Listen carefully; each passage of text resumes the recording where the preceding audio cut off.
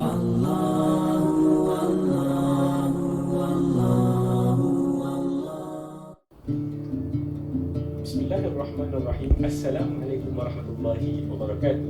Anda tahu Umar bin Khattab yang meletakkan awal Muharram sebagai permulaan kalender Islam.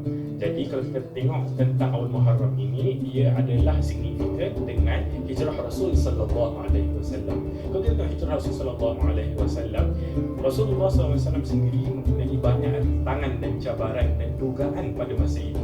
Di antaranya yang pertama, dia dikejar oleh orang kufar pada masa itu semasa dia hendak pergi dari kota Mekah ke kota Yathrib yang dikenali sebagai Madinah. Yang kedua juga di antaranya bahawa Rasulullah SAW tidak menggunakan jalan yang senang untuk pergi ke Madinah, malah ia menggunakan jalan yang jauh agar tidak dikejar oleh orang kufar pada masa tersebut. Dan yang terakhir adalah bila Abu Bakar radhiyallahu anhu disengat oleh kalajengking semasa Rasulullah SAW sedang tidur. Ini kita nampak tentang hijrah ini bahawa hijrah ini bukan satu hijrah yang mudah. Malah hijrah ini satu hijrah yang amat susah. Tetapi kerana Allah Subhanahu Wa Taala, Rasulullah SAW serahkan diri agar semua dipermudahkan. Jadi, tuan-tuan dan puan dirahmati Allah, jika anda ingin tahu lebih lanjut tentang hijrah, ikuti kami dalam segmen Anda Tahu pada esok, insya-Allah. Wabillahi taufiq wa hidayah. Wassalamualaikum warahmatullahi wabarakatuh.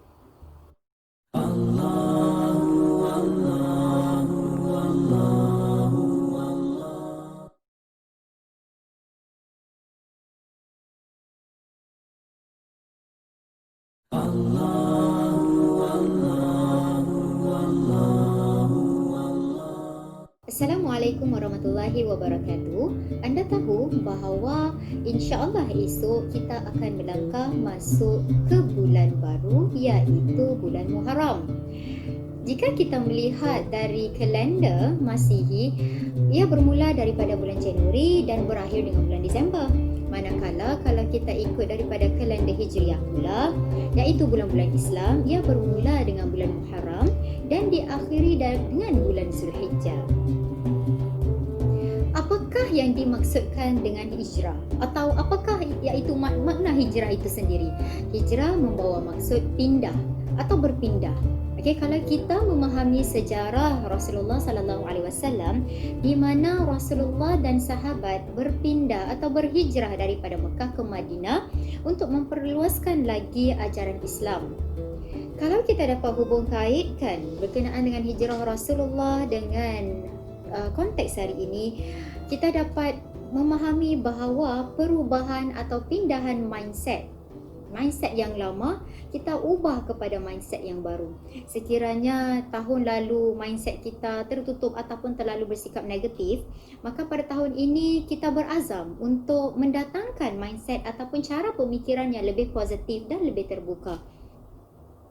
Yang keduanya pula, kita dapat merubah kepribadian kita kepada yang lebih baik. Sekiranya dahulu peribadi kita asyik marah-marah atau bersikap berkira dalam melakukan pekerjaan, jadi tahun ini mungkin kita lebih bersikap bertolak ansur ataupun lebih suka tolong-menolong antara satu dengan yang lain.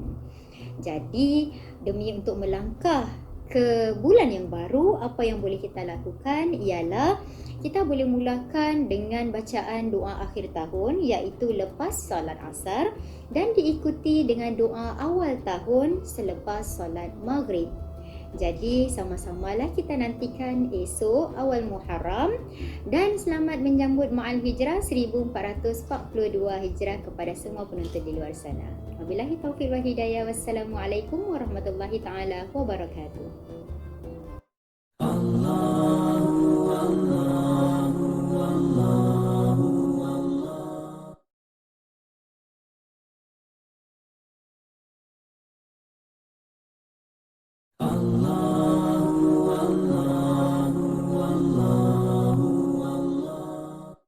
Assalamualaikum warahmatullahi wabarakatuh.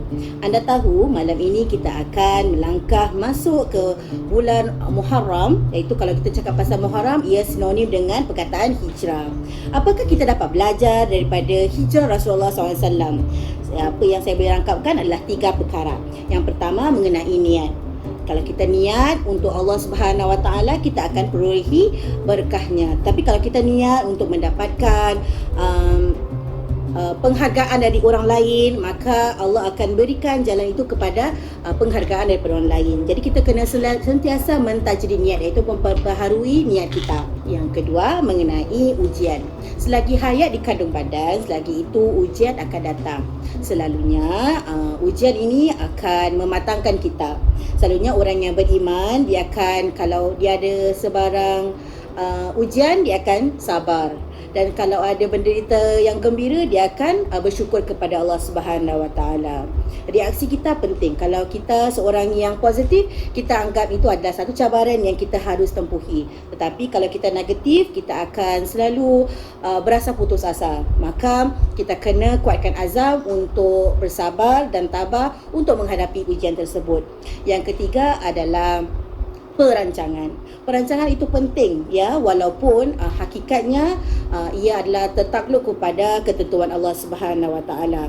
Tetapi sebagai umat Islam, kita harus berikhtiar, merancang ke arah kebaikan. Contoh, Rasulullah SAW bila sudah sampai ke Madinah, Rasulullah SAW akan membina masjid dan juga merapatkan silaturahim antara kaum musliman ketika itu. Itu amat penting, ya, untuk menghadapi sesuatu cabaran. Kita perlu ada pre-planning.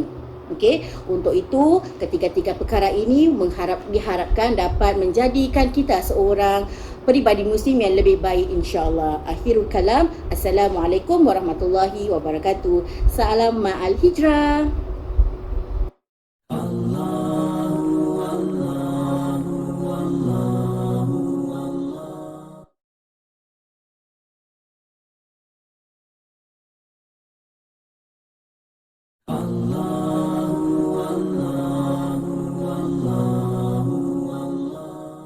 Bismillahirrahmanirrahim. Assalamualaikum warahmatullahi wabarakatuh. Salam ceria, selamat pagi semua. Rasanya kita dah pun masuk ke bukan dunia baru, tetapi tahun baru. Pastinya kalau tahun baru ni untuk bulan Islam, kita macam mendak sikit Tapi jangan macam tu. Okay? Apa pun tahun baru bila masuk, kita nak kena lihat apa penghujung yang telah pun kita lakukan. Jadi para penonton, dalam kita memasuki Ma'al Hijrah tahun 1440 Hijrah ni, kalau sekiranya tahun lepas kita tak dapat laksanakan yang terbaik, tahun ini kita kena berazam untuk lakukan yang terbaik. Jadi cara macam mana? Okay, saya berikan 4 benda. 4 abjad ni perkataannya adalah duit. Siapa tak suka duit? Semua orang suka kepada duit. Saya pun suka duit. Okay, baju pada kuning dulu duit warna kuning tu $5 kan, kalau siapa-siapa yang ingatlah. Okey, saya tak nak ceritakan pasal tu, cuma saya nak ceritakan tentang duit. Baik. Pertama, akronim tentang duit ni, kita kata perkataan D. D tu apa? Pertama, kita doa.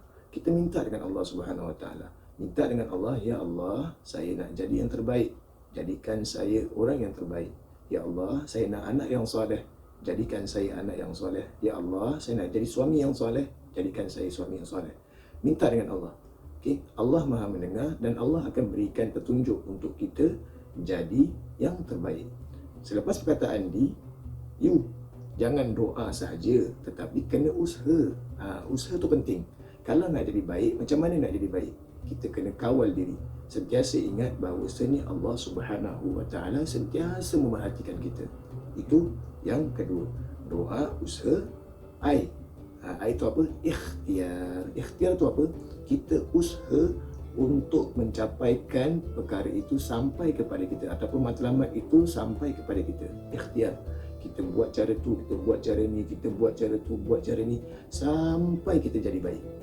Yang terakhir sekali adalah apa? Kita tawakal. Tawakal tu apa? Tawakal itu adalah berusaha. Fa'idha azamta fatawakkal 'ala Allah. Bila kamu berazam, maka kamu serahkanlah kepada Allah Subhanahu wa taala. Jadi ingat para penonton, jangan tunggu kepada akhir tahun, tetapi mulakan dengan awal tahun. Tetapi setiap hari kita perbaharui niat kita, setiap hari kita perbaiki diri kita. Kita insan, selalu ada kekurangan, dan menerusi kekurangan itulah kita bangkit untuk menjadi manusia yang lebih baik. Macam pakaian ini, kita pakaian ini kita kuning, kita nak jadi macam bukan Avengers, bukan Iron Man, tetapi nak jadi insan yang terbaik yang dapat membentuk pribadi muslim untuk diri kita dan juga masyarakat. Maka daripada itu, salam al-hijrah, kullu amin wa antum bi khair. Billahi taufiq wal hidayah. Wassalamualaikum warahmatullahi wabarakatuh.